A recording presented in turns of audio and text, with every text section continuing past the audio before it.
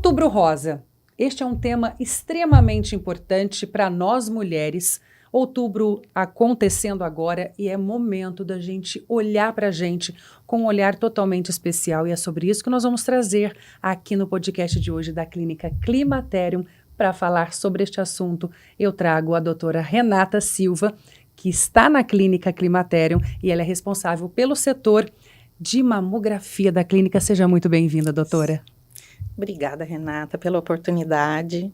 E para mim é um momento de muita satisfação, porque a gente vai falar sobre um tema que eu adoro, que é um dos grandes propósitos da minha vida, que ocupa grande parte das horas do meu dia. É o combate ao câncer de mama, tá? É o meu dia a dia. E eu fico feliz de poder contribuir um pouquinho para a informação das mulheres a respeito da campanha e ajudar um pouco, dar essa contribuição para a campanha do Outubro Rosa. Bom, vamos começar então falando sobre Outubro Rosa. O que significa o Outubro Rosa e por que esse nome? Então, Renata, isso aí começou lá na década de 90, quando a Fundação Susan Coming for the Cure, lá nos Estados Unidos, teve uma corrida lá em Nova York, e essa corrida já foi a primeira, foi assim, a pioneira na luta contra o câncer. E as mulheres usaram um laço cor-de-rosa, as participantes correram com esse laço. E isso já era o primeiro, ficou um marco, né? E daí começou, depois disso, a história do laço, a história do cor-de-rosa começou a ser, isso foi se disseminando, né? Primeiro começou a ser usado assim, em monumentos que tinham a cor rosa, em desfiles de moda, em qualquer evento que tinha, assim, prédios, para iluminar prédios, aí depois isso foi vindo para o Brasil. E aí, tipo, em 2008, isso tomou uma proporção muito maior aqui no Brasil, quando teve aquele obelisco da Avenida Ibirapuera, o obelisco do soldado constitucionalista, Sim. né? Ele foi iluminado de rosa, então daí para frente isso se disseminou no Brasil, e aí tudo começou a iluminar de cor-de-rosa, o laço cor-de-rosa, e a época outubro, né, que era a época para que isso chamasse atenção para a luta contra o câncer de mama. Então foi assim que tudo começou, e por isso que ficou o Outubro Rosa. E é extremamente importante ter esta consciência, para que pelo menos nessa época do ano, as mulheres façam o que precisa ser feito, né? Que é a mamografia. Sim. Então, é extremamente importante, porque, Renata, o câncer de mama é um câncer, assim, a mortalidade por câncer de mama é muito alta nas mulheres. O câncer de mama é o segundo câncer mais prevalente. Em primeiro lugar, o câncer que mais existe é o câncer de pele não melanoma.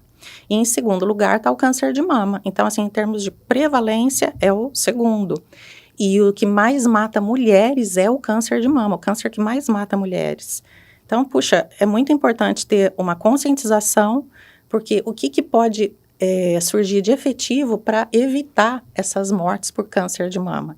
É que isso seja detectado precocemente, porque a detecção precoce, ela leva, eu não quero ficar falando muito de porcentagens, mas só para você ter uma ideia, assim, da importância, tendo a detecção precoce, 98% de cura dos casos com a detecção precoce. Quer dizer, o que é detectar precocemente?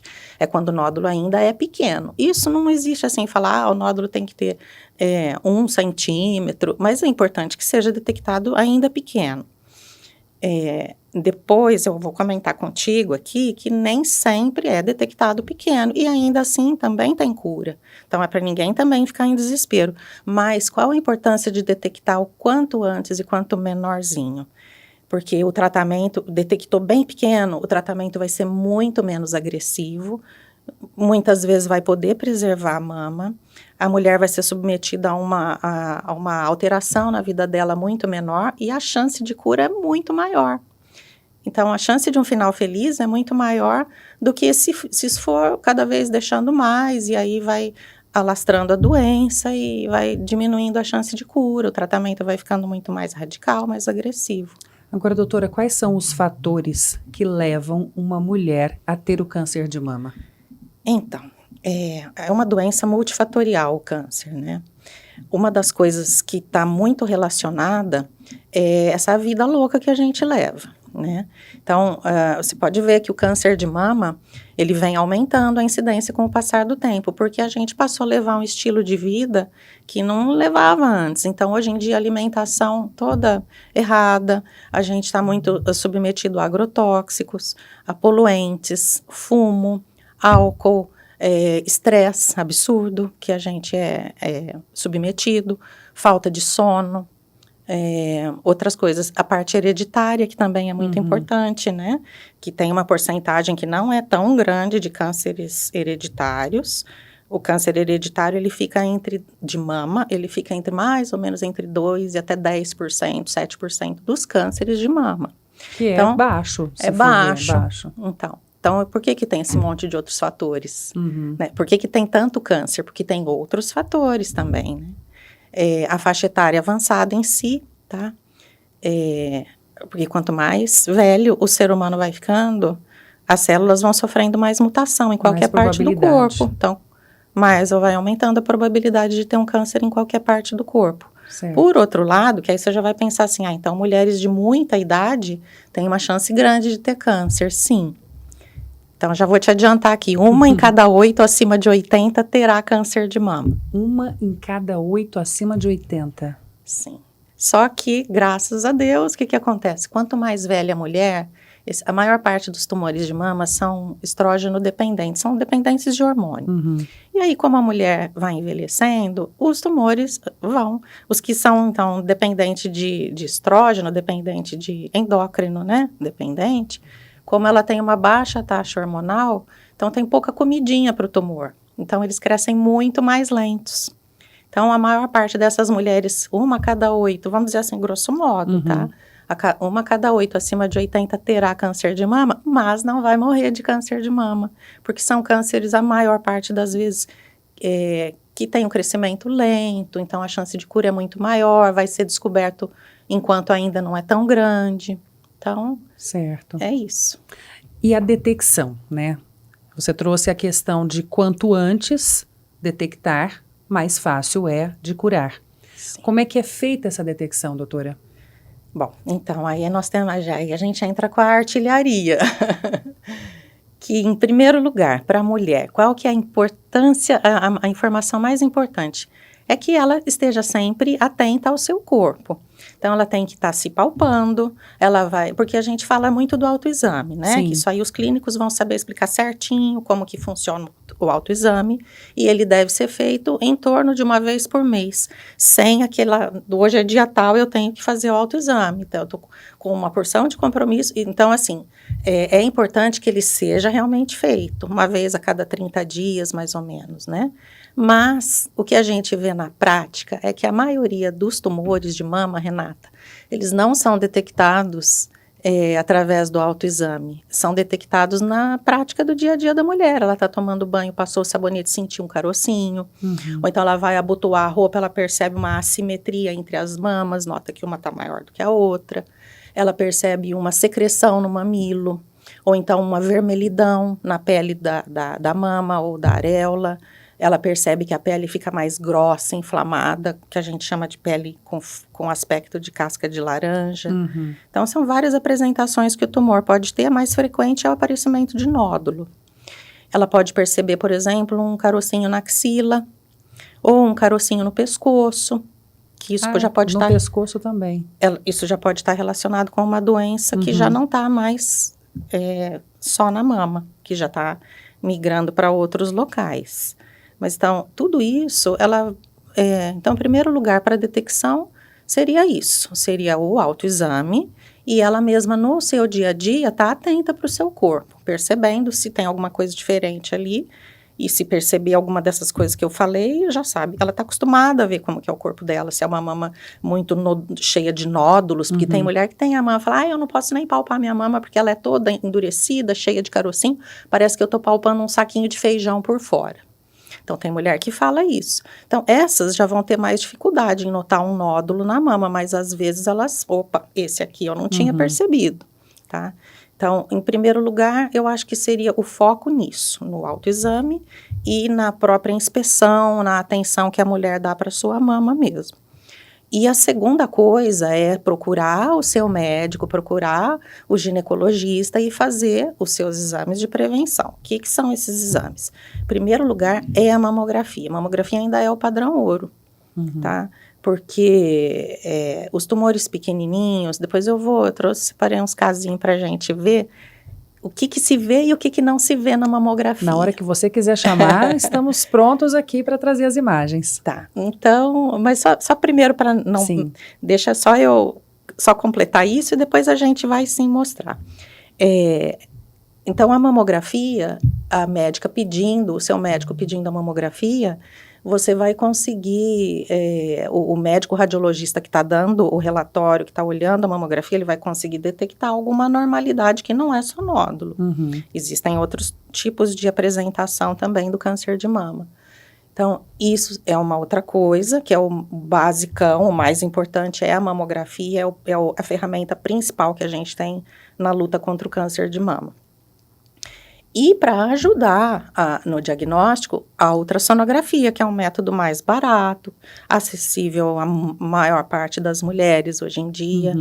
Então, em segundo lugar, seria isso, né? Em termos de imagem, seria a complementação da mamografia com a ultrassonografia. O que a mamografia capta, ultrassom não capta? Eles são, vamos dizer, às vezes os dois veem a mesma coisa. Certo. Então, já vamos chamar a imagem de nódulo. Então vamos colocar aqui uma das imagens que a doutora trouxe para a gente poder falar sobre isso, doutora. Então, essa aqui, gente, só para vocês terem uma ideia, existem 4 grandes tipos de mama no planeta, Renata. Então, as mulheres, elas são feitas como, assim, tem 4 modelos de mama, vamos dizer assim. Então, a mama que é gordurosa, que é essa que é uma mama gordurosa, certo? Tá? Então, gordurosa porque o que é a mama gordurosa? Tudo que é gordura vai ficando transparente no raio-x, na mamografia. Então, ela fica escura, tá vendo? E onde tem essas estrias brancas que a gente tá vendo aí, isso é onde tem glândula e fibrose, é tecido fibroglandular. Certo. Então, quanto mais jovem a mulher, mais fibroglandular, mais branca. A gente está vendo uma mama saudável aqui. Uma mama saudável de uma mulher que já está perto da menopausa ou que já tem mais idade depois da menopausa. Certo. Porque aí, o que acontece? É que nem uma árvore cheia de frondose, cheia de flor, cheia de folha.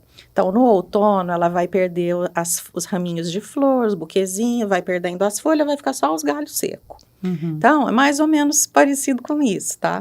Então, o que acontece? A mama, com a entrada da menopausa, com a diminuição dos hormônios, ela vai virar uma coisa gordurosa.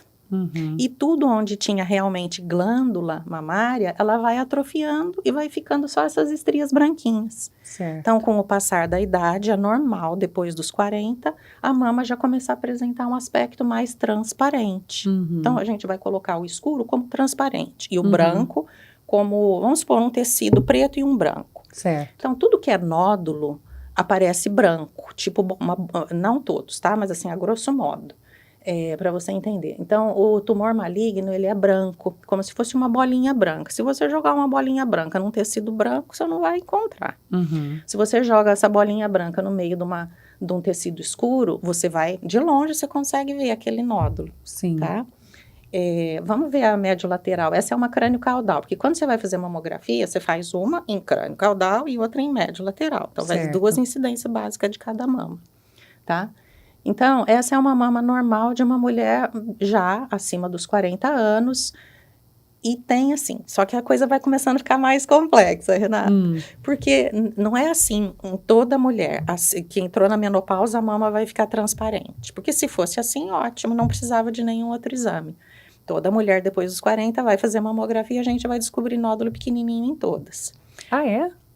Seria assim. Ah, tá. Acontece que esse é um padrão, são 4 padrões. Então, esse, Renata, é o padrão de mama adiposa, que é o mais comum a partir de vamos dizer assim, é mais comum, mas é cheio de variações, tá? Mas a partir da entrada da menopausa, a gente já esperaria que todas as mulheres tivessem esse padrão. Mas certo. A natureza não é assim tão tranquila. Então, aí a gente agora coloca uma mama extremamente densa. Então, eu tô mostrando, olha isso aqui, tá? Não, desculpa a imagem, gente, mas é só para exemplificar, tá? Então, eu mostrei uma que é toda cinza, fácil de identificar uma bolinha branca Sim. lá no meio. E essa é uma mama toda extremamente densa, muito branca. E também pode ser uma mulher, não é porque é assim que ela vai olhar e falar, eu tenho certeza que essa mulher é jovem. Não, tem mulheres de 55, 60 que tem a mama assim. Porque lembra que eu falei que é fibroglandular a parte branca. Então, o branco não é composto só de glândula, é de fibrose também. E com o passar da idade, a parte glandular vai atrofiando e onde era branco vai ficando quase que só a fibrose, que são os galhos secos que ficam ali no meio. Certo. Tá? Mas o que acontece? Então, a mama pode ter esse aspecto não relacionado com a idade, que a gente esperaria que na mulher mais velha todas fossem transparentes. Mas existe o fator familiar. Então, existe, numa determinada família, as mulheres tendem a ter a mama toda meio parecida.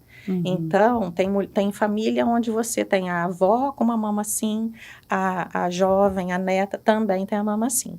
E tem, desculpa, Renata. Não, eu ia perguntar, é uma mama também que não tem nódulo nenhum, né? Não dá para saber. Não dá para saber. Porque cadê a bolinha branca no meio do branco? Não dá para ver. Entendeu? Então, aí o radiologista fica meio desesperado aqui. Será que aquilo lá, ó, não é uma bolinha ali, ó? E aí é que entra o ultrassom para poder ter certeza? Exato, Renata, exatamente. Entendi. Porque essas mamas que são muito densas, a mamografia tem uma limitação grande.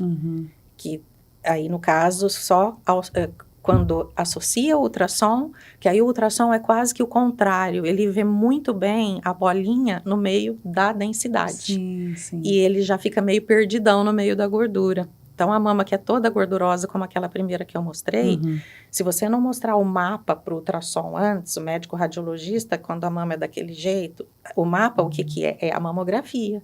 Então, você mostra aquela mama transparente com um nódulo no quadrante superolateral, por exemplo. Aí, ele vai lá no quadrante superolateral, ele mede mais ou menos onde está e vai procurar lá para saber quais características ele vai conseguir complementar, falar outras características importantes daquele nódulo. Ao passo que numa mama desse tipo, o ultrassom vai quase que só ele vai mandar aí, porque a mamografia vai ficar muito limitada. E entre esses dois padrões, da muito adiposa e a muito densa, a gente tem os dois meio termos, uma mais ou menos adiposa e uma mais ou menos densa. Vamos ver uma mama densa só, que eu acho que é um videozinho que eu trouxe, mama densa. Esse é uma mama adiposa, tá? Mas tudo é uma mama meio termo, vamos dizer assim. Tá? Que ela tem um misto de glândula com gordura, a mamografia consegue ver muita coisa aqui no meio, mas ela já vai ficando mais limitada. Então, como saber quando que o ultrassom vai ser importante ou não? Por exemplo, olha lá um nódulozinho, ó, a setinha vai mostrar o nódulo. Primeiro tá mostrando a gordurinha, agora, ó, tá dando zoom naquele nódulozinho que eu achei ali, ó, na hora que tava dando esse laudo. Aí, ó, tá? Olha lá o nódulozinho. Então, aí encontrou um nódulo. Agora eu tô vendo. Tá vendo? Olha lá o nódulo. Agora aproximei muito até. Mas, enfim, é porque no computador fica um pouco diferente do que fica aqui. Mas é só para vocês terem uma ideia, tá? Então, aí sim, encontrou um nódulo, aí vai para o ultrassom essa mama. Aí você vai falar, mas você já localizou, por que precisa do ultrassom? O ultrassom vai informar se essa bolinha que a gente está vendo, o que tem dentro dela. Se ela é tipo uma ervilha de carninha mesmo, que você parte, ela continua firme, isso é um nódulo. Ou se ela é tipo uma bexiga de líquido, que você fura e ela murcha porque o líquido escorre, que é um cisto. Então, a mamografia consegue ver uma bolinha, mas ela não sabe, algumas vezes até consegue saber, tá? Mas assim, a ultrassonografia, ela vai saber dizer a consistência daquilo que foi visto na mamografia. Eu imagino que de qualquer forma é preciso fazer uma punção, talvez, para identificar se que tipo de nódulo é esse. Algumas, assim, a maior parte das vezes não precisa. Fez a mamografia, viu a bolinha, foi para o ultrassom, descobriu que é cisto, acabou por aí. Tranquilo, BIRADS 2, quer dizer que é normal. Mas viu que é sólido, aí existem várias nuances que às vezes precisa, dependendo das características, às vezes precisa biopsiar, às vezes não precisa, tá? Então, e tem também aqui uma mamografia mostrando, é um videozinho mostrando uma mama densa, que é essa, que também tá entre aqueles 4 padrões, é o mais perto da extremamente densa, mas você vê muita área gordurosa, que é mais cinza. Por exemplo, dá para ver uma bolinha ali perto da setinha, tá? Sim. Não, mas não interessa, assim, aqui eu peguei mais para te exemplificar, assim, para você ver, apresentar esses 4 padrões. E por que eu quis exemplificar? Porque o seu médico não tem como saber qual é o teu tipo de mama, para saber qual é o melhor exame para você. Então, o que ele vai precisar para mapear? A mamografia. Tá? Depois que fez a primeira mamografia, aí sim ele vai saber se precisa do ultrassom ou não. Porque também você pode falar assim, eu não gosto muito de fazer mamografia porque eu sinto dor, eu não quero fazer, eu prefiro fazer ultrassom. Só que o ultrassom, se a sua mama for aquele tipo gordurosa que eu mostrei no começo, ele vai passar batido algum nódulo pequeno e não vai ver. Certo. Então, o exame que vai conseguir detectar é a mamografia, gente. Infelizmente, não é o melhor exame, tá? É o padrão ouro, não tem como. Doutora, a partir de que idade é recomendado fazer a mamografia? Renata, então, a gente tem as diretrizes do INCA, né, do Instituto Nacional do Câncer, embasado em muita pesquisa, e isso, então, o que é um embasamento? Seria dos 50 aos 69 anos fazer uma mamografia bianual. Certo. A cada 2 anos você faz uma mamografia nessa faixa etária, de 50 a 69.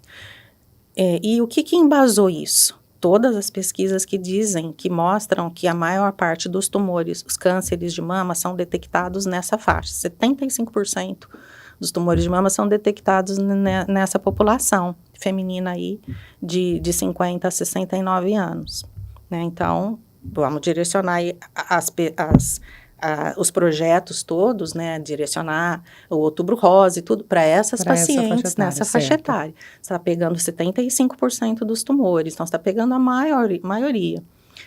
Então, assim, ótimo, né? Então, já fica muito mais tranquilo. Mas, assim, também tem em vista, Renata, que isso é uma campanha governamental, é o que pode ser feito, tem que ter um financiamento para estar preparado com essa artilharia toda para esperar as mulheres, para elas vão ter que ir para um serviço de mamografia, o que der alterado vai ter que fazer ultrassom, e o que der alterado vai ter que fazer uma biópsia e depois ser recebida no serviço para um tratamento. Então, isso tudo tem que ter um suporte financeiro por trás. Então, aquilo que é possível e está sendo muita coisa está sendo feita, é isso, é com essa população. Eu queria também te chamar a atenção, Renata, que cada vez, como eu falei para você aqui no início do nosso bate-papo, que quanto mais o tempo está passando, por conta desses fatores de risco todo que a gente vê, de estresse e tudo mais, cada vez está dando em mulheres mais jovens o tumor de mama. Então, se ficar tido só nisso, muitas pacientes entre 40 e 49 anos, que também é, assim, o segundo alvo, tá? Vamos dizer, dessa campanha. Mas que, assim, pra gente que lida diretamente com isso, quanto a gente não vê de mulheres nessa faixa etária, que às vezes já chega... O que vai acontecer? Se elas não estão numa campanha, inseridas na campanha, elas vão te procurar quando elas têm um nódulo palpável. E às vezes, quando o nódulo já está palpável, ele já tem um outro estadiamento, a cura já não que não vá ter, mas assim, tudo vai ficando mais restrito, o que pode ser oferecido de tratamento para essa mulher, vai ficando mais restrito. Então, eu sugiro que, se você tem condição, se você está entre 40 e 49 anos e tem condição de procurar um serviço e até o seu médico tiver condições de te indicar fazer uma mamografia, vai ser extremamente benéfico nessa faixa dos 40 aos 49 anos. Porque existe também um meio hormonal, vamos dizer assim, o terreno para esse câncer. Como essas mulheres ainda têm muito hormônio, perto daquelas que já estão com um pouco menos de hormônio, né? Então, ele está com um terreno muito fértil para os tumores se desenvolverem aí, pensa bem. Então, o que vai acontecer? Os tumores crescem mais rápido. Então, as manifestações são mais agressivas também. Então, para que você vai esperar ter um nódulo palpável para procurar o serviço, se você pode começar a fazer o seu rastreamento a partir dos 40? E qual seria a periodicidade? Eu, como falei, né, do Ministério da Saúde, do INCA, é bianual. Isso para mulheres a partir de 50? Ou dos 40 também? Eu estou te falando assim, Renata, aquilo que a gente tem de diretrizes, tá? Diretrizes do Ministério da Saúde é bianual. Se você perguntar para mim assim, você acha que uma mulher que tem condições de cuidar melhor da mama, tem acesso a um serviço de saúde, ela pode fazer a sua mamografia uma vez por ano? Eu acho que ela pode fazer, ela deveria fazer a partir dos 40, uma vez por ano. Seria o melhor dos mundos aí. O melhor dos mundos. Por quê? A mamografia, ela não causa câncer de mama, tá? Senão a pessoa vai falar, poxa, mas eu vou fazer anual. Então, os estudos já estão cansados de mostrar, gente, tem muito estudo de mama, tá? Então, eles mostram, assim, que não causa câncer de mama e nem de nenhum outro órgão. Ela é segura, a mamografia. Então, ela só vai te trazer benefício, não vai te trazer malefício. Já que você trouxe esse assunto, eu sei que quando a mulher faz a mamografia, ela precisa proteger a tireoide, certo? Ah, sim. Todo mundo fala bastante disso, então, Renata. me traga informações em relação a isso. Por que precisa dessa proteção? Tá. Então, em primeiro lugar, isso que você está falando já caiu por terra. Não precisa dessa proteção. Não precisa mais. Não. Por quê? Isso aí, como todas as americanas são bastante questionadoras, né? Então, isso surgiu pela primeira vez lá nos Estados Unidos, esse questionamento. Que a mamografia, porque aí começou realmente a fazer muita mamografia, país rico, tal, mamografia a partir dos 40 anos de idade, vamos fazer anual e tudo. Então, começou a surgir esse questionamento. Será que essa radiação que está indo para a mama não está também prejudicando minha tireoide, a hora que eu vou fazer? Então, os estudos mostraram que para a mama não estava aumentando o risco. E a tireoide? E os outros órgãos que estão perto? Bom, então, em primeiro lugar, existe uma coisa que chama o raio colimado, quer dizer, o raio ele é bem ajustado ali, só no raio-x, o tubo de raio-x, ele vai focar na sua mama. A radiação para o meio é uma radiação dispersa, que é uma radiação pequena. A da mama já é mínima, quanto mais a radiação dispersa para os outros órgãos, tá? Então, eu tô te falando isso assim, não é um achômetro, isso aí foram feitos muitos trabalhos, porque foi uma coisa séria esse questionamento que foi levantado, né? Então, o Colégio Americano de Radiologia tinha que se posicionar, e a Sociedade Americana de Tireoide também. Então, eles, assim, se documentaram, foram atrás, fizeram vários trabalhos, e a constatação foi qual? Olha que interessante. Constatou que, assim, o meio que a gente vive tem radiação. Tudo tem radiação. O ar tem radiação, a água tem. Se você fica num cômodo parado, quando você abre aquele cômodo, por exemplo, tem o gás radônio, né? Então, que vem, às vezes, pelo bueiro. Aquele ar que você está respirando tem radiação. Os alimentos têm, porque o solo tem. O solo é radioativo. A água é radioativa. Então, assim, tudo tem radiação. O sol tem a radiação do sol. Sim. Então, assim, essa radiação, vamos colocar que essa radiação é a radiação natural do ambiente, né, do meio ambiente. E aí, as pesquisas mostraram, assim, que a quantidade de radiação que durante um exame de mamografia era levada para a tireoide, era a mesma radiação que você tomava ficando exposto a 30 minutos da radiação do meio ambiente. Quando que você fica exposto em 30 minutos? Você fica o dia inteiro exposto. O dia todo, exato. Né? Então, mostrou que ela é totalmente irrelevante. Que bom, uma preocupação a menos, né? Sim. no momento de fazer. Agora, quando é que entra a ressonância? Só para te explicar uma coisa, que eu acho que toda mulher, quando, assim, as mais antenadas, elas vão entrar para fazer a mamografia, elas vão procurar o protetor de tireoide, que elas vão falar, tudo bem, pode ser que não tenha tanta importância, mas eu prefiro me prevenir e eu quero usar mesmo assim. Eu quero o protetor para mim. Então, o posicionamento do Colégio Brasileiro de Radiologia foi que para tirar o protetor da sala. Por quê? Porque não é recomendado, Renata, ter o protetor na sala. Porque o uso do protetor, ele vai ser prejudicial, porque aquilo vai dificultar na hora do posicionamento, na hora de puxar a mama para dentro do mamógrafo, aquilo atrapalha. Então, alguma região mais posterior da mama pode ficar não documentada na mamografia, às vezes um tumorzinho pequeno que você tem lá no fundo pode não aparecer. Então, ele pode atrapalhar o posicionamento, ele pode aumentar a exposição da mama, porque às vezes não ficou legal, a técnica foi lá, viu que não ficou legal, tem que repetir. Então, ele piora, em vez de contribuir, ele além de não melhorar nada, porque ele está sendo só um efeito psicológico para a mulher que está usando, ele ainda está atrapalhando e pode aumentar a radiação para a mama. Então, assim, o posicionamento é não usar o protetor, não ter o protetor na sala. Interessante. Viu? Olha só, curioso. Há quanto tempo já doutora, isso foi retirado? Olha, na verdade, nunca foi recomendado Nunca que foi tivesse recomendado. esse protetor. Uhum. Nunca foi recomendado. Mas, como aconteceu esse boom todo, então todo mundo começou, não, tá melhor ter na sala, porque se algum paciente reclamar, tá ali, Sim. a pessoa quer usar, pode usar. E aí o colégio teve que se posicionar, que não é adequado, porque tá atrapalhando o exame de rastreamento da mama.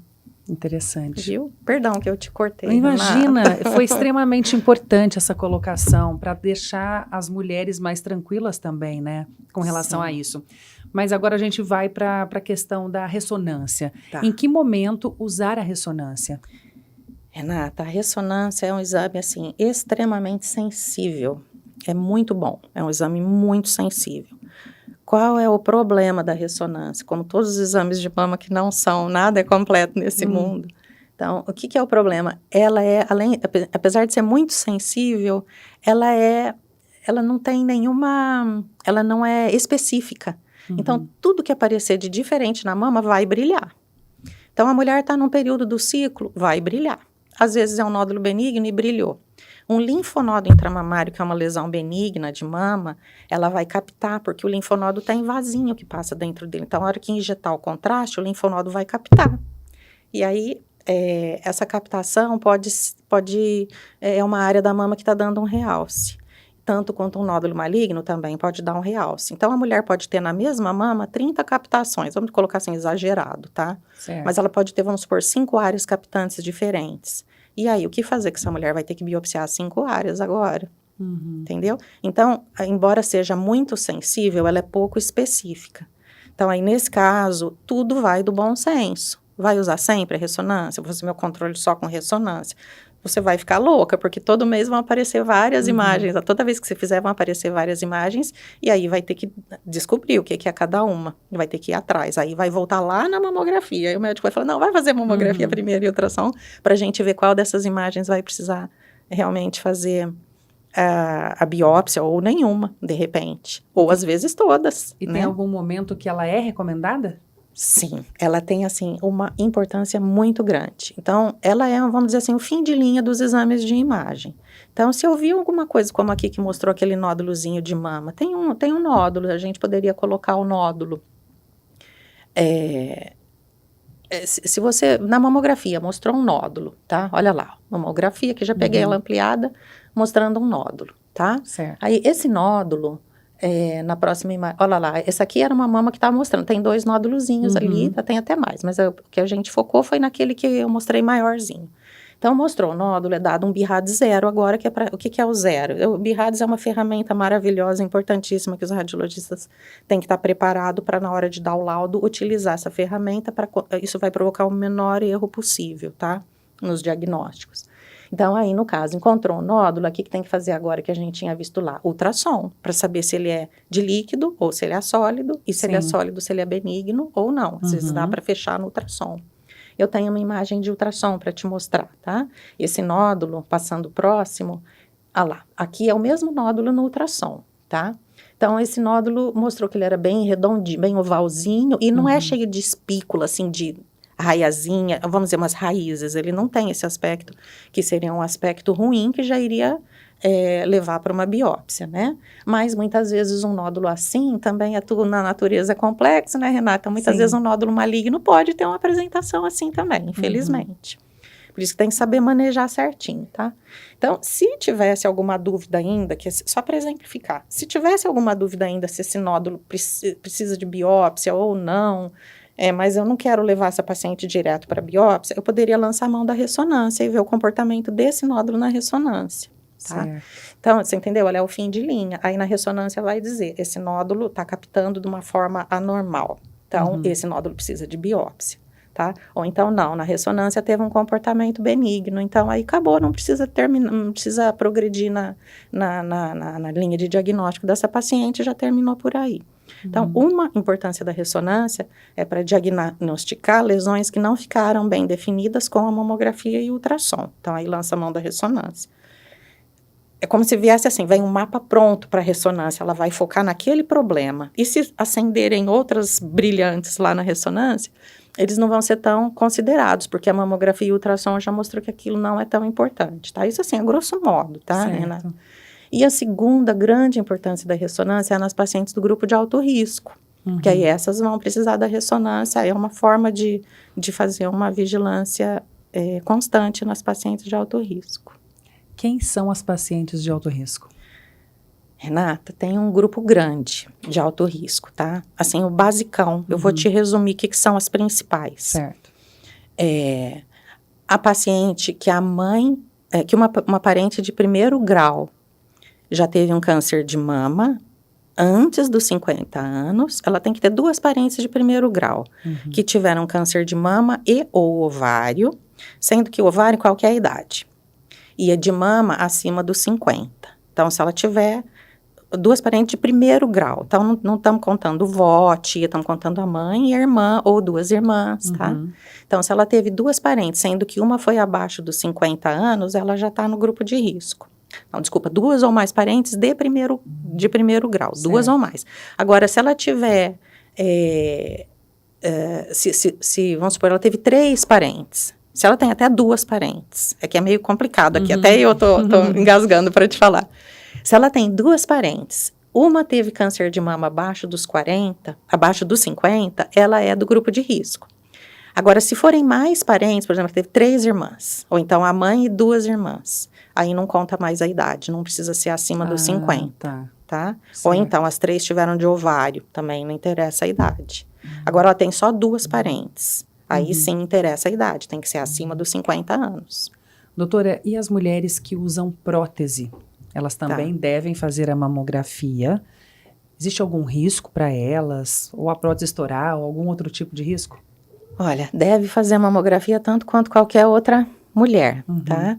Porque, assim, o ser humano vai dando jeitinho pra tudo, a mulher quis ficar bonita e colocar prótese, então vamos dar um jeitinho para ver também nessas pacientes se dá para descobrir. Sim. E sim, existe, chama manobra de Eklund. Tá? Essa é uma mama com prótese. Essa é uma mama com prótese, e aí passando, ó, essa é a mama, e aí na próxima, essa é a manobra de Eklund. O que é feito nisso? A hora que faz a compressão, Renata, a técnica, só que a técnica é tão habilidosa que você nem percebe, ela tá conversando com você, ela dá uma empurradinha na mama para trás, na prótese para trás e prende ali na frente.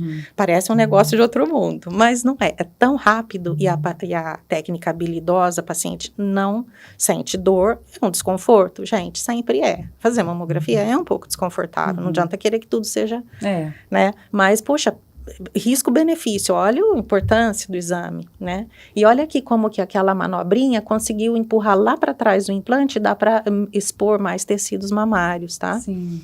E, então, isso é para... Aí também, aí na outra incidência fez a mesma manobra, tá bom?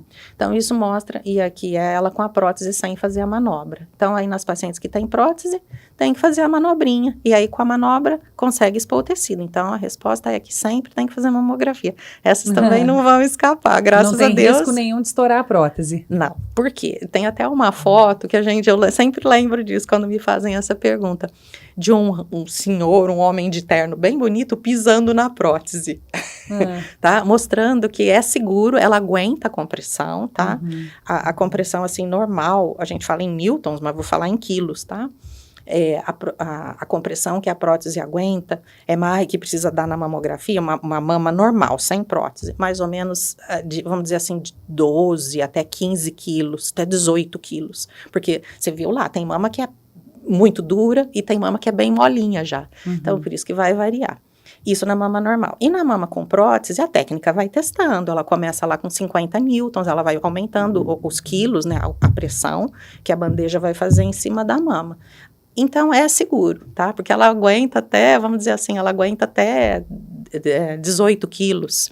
Mas é lógico que não vai logo para isso, né? Ela vai testar, porque para cada paciente existe um limiar, inclusive um limiar de dor. Se o exame não for bem aceito pela paciente, negativo. Cadê o rastreamento? Ano que vem essa paciente não volta mais. Então, precisa, em primeiro lugar, ser um exame bem aceito, bem tolerável.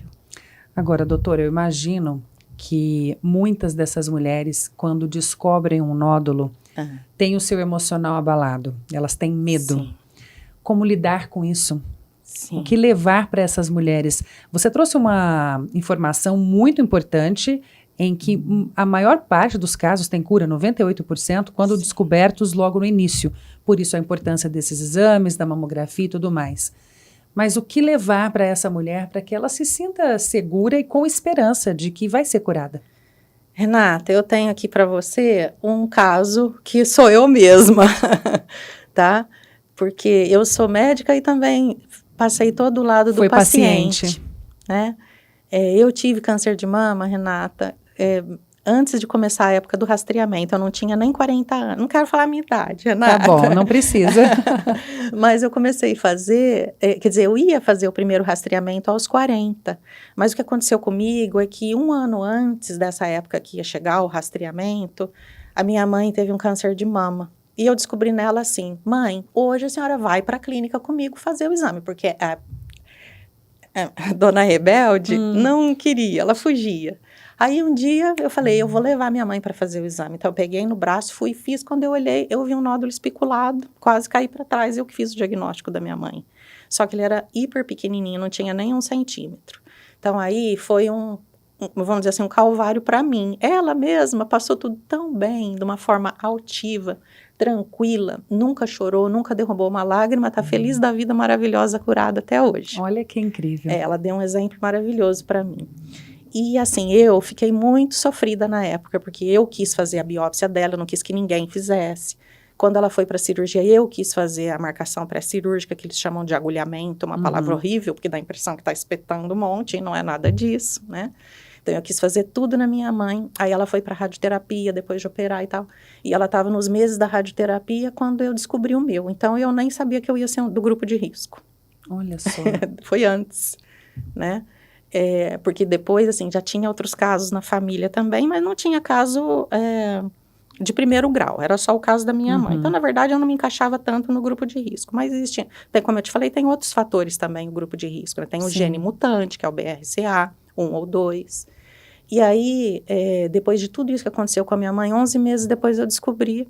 Como que eu descobri o meu? Estava lá um dia trabalhando, naquela correria louca e tal.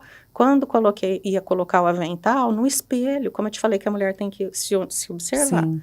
Eu percebia que o meu avental ficava assim, ó, um lado ficava maior que o outro na hora de abotoar o avental. Aí o dia inteiro eu ia me olhar no espelho, eu tinha que arrumar o avental. Eu falei, que esquisito. Aí eu comecei a perceber que a mama, quando eu olhava de frente para o espelho, ela estava uma maior que a outra, mas muito maior do que a outra. Quando eu notei, já estava muito maior. Tanto que já aparecia na roupa, né, a assimetria de volume. E aí, assim, quando eu mesma fui fazer o meu próprio exame, no final de período, porque como cresceu muito rápido, eu falei, deve ser um cisto, amanhã eu olho, e nisso passou 2 semanas. E não olhava. Aí, porque, se for um cisto, amanhã eu dreno, entendeu? Eu mesmo queria fazer tudo para correr e continuar na minha vidinha normal, né? E aí, quando eu mesma fui olhar, eu vi que tinha um tumor que parecia uma laranja. Uau, ela estava imensa.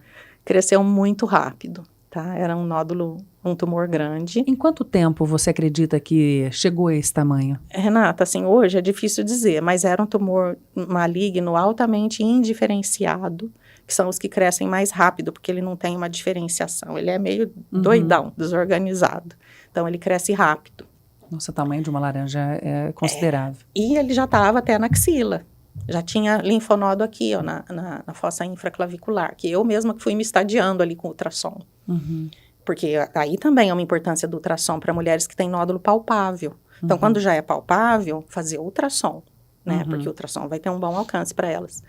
E aí foi assim que eu descobri, aí eu fui para cirurgia, quer dizer, não, primeiro eu fui para a quimioterapia neoadjuvante, que é quando você faz a quimioterapia antes, porque o tumor era tão grande, aí já descobri que eu já tinha na outra mama também. Nas duas já era mamas. bilateral, ao mesmo tempo, sincrônico e bilateral. E já tinha na axila, já era uma doença localmente avançada. Então, assim, o que eu quero deixar de mensagem, Renata, de esperança, eu acho que o meu caso... você está aqui hoje para contar essa história. Sim, porque, assim, eu me curei, tá? Isso já tem 13 anos. E eu tô cada dia mais elétrica, melhor, mais com uma vontade enorme de fazer as coisas. E de ajudar, levar a cura para outras mulheres. Então, eu acho que isso é uma das coisas que me impulsiona muito no meu trabalho. Eu amo de paixão o meu trabalho, ajudar a diagnosticar. Quando eu vejo um caso que eu não consegui trazer para você, mas eu lembrei desse caso, já não tinha mais. Que às vezes a gente vê um tumor do tamanho de uma laranja, e depois com a quimioterapia você olha daqui uns meses e vê que ele sumiu, dá vontade de chorar, porque é muito lindo. Então, essa é a mensagem de esperança. Porque, às vezes, a mulher, coitada, ela vai se culpar de descobrir um nódulo grande, porque às vezes ela está com tanto problema na família, correndo atrás de filho, de marido, de problema de pais, cuidando dos pais, tudo, e ela se larga. E às vezes ela não consegue fazer isso que nós estamos conversando aqui, que parece uma cartilha, vai fazer o autoexame, vai fazer isso, vai fazer aquilo, às vezes ela... Eu não estou estimulando, mas eu estou querendo dizer que para essas mulheres também tem esperança. Porque mesmo com tumor grande, a cura está aí. Tanto é que eu estou viva aqui até hoje. Que bom, graças a Deus. E eu acho que o mental faz muita diferença nesse momento. É o que você está... É o que você está se alimentando, é do que você está se alimentando na sua mente também, né? Porque eu acredito que aquelas mulheres que acreditam na cura, que têm força, elas se curam mais rápido do que aquelas que acreditam que algo de pior pode acontecer. Com toda certeza, Renata, isso não é só uma crendice nem uma questão de fé. Existe em medicina uma coisa que a gente chama de eixo psiconeuroendócrino imunológico. Quer dizer, está tudo interligado. O que você pensa e sente vai levar a um ambiente mental na sua cabeça. Esse ambiente mental, ele está relacionado com a sua secreção endócrina toda, secreção de cortisol, tá? Só exemplificando. Então, tipo assim, eu sou muito elétrica, mas eu também sou muito... Ai, meu Deus, tudo tem que sair perfeito. Então, eu tenho que viver me policiando. E isso te deixa, assim, sempre respirando, você não tem aquela leveza. E eu precisei aprender a ter essa leveza, ainda estou aprendendo, tá?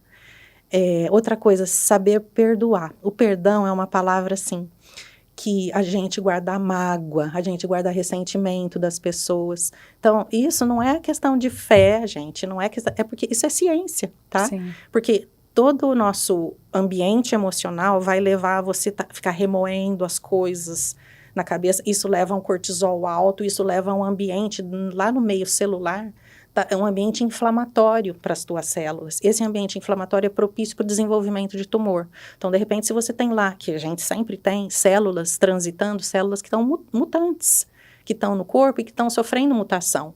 Aí a gente tem o nosso, a parte, o nosso... fugiu a palavra aqui, eu dei uma viajada, fugiu. A parte imunológica. O ambiente imunológico, que são, por exemplo, lá, as células natural killer, que são as NK, são as fortonas que estão ali para defender. Passou qualquer célula mutante, pá, vai lá e mata aquela célula. Então, a pessoa que está feliz da vida, fazendo atividade física, se alimentando bem, gosta da sua vida, sentindo amor pelas coisas, pelas pessoas, perdoando e tudo, o coração está leve. Então, o que acontece? Todo esse eixo vai levar a um funcionamento imunológico muito melhor. Então, isso vai produzir células natural killer, entre as outras, só grosso modo, tá? Representando toda a artilharia imunológica da gente. Vai estar ali firme para conseguir debelar todos os tumores, não só de mama. E a pessoa que está deprimida, que vive para baixo, que vive triste, remoendo, não perdoa tal, ela está, sem querer, a parte imunológica dela está falhando. E aí, alguma célula mutante pode acabar virando propicia a formação de um tumor. Então, isso é científico.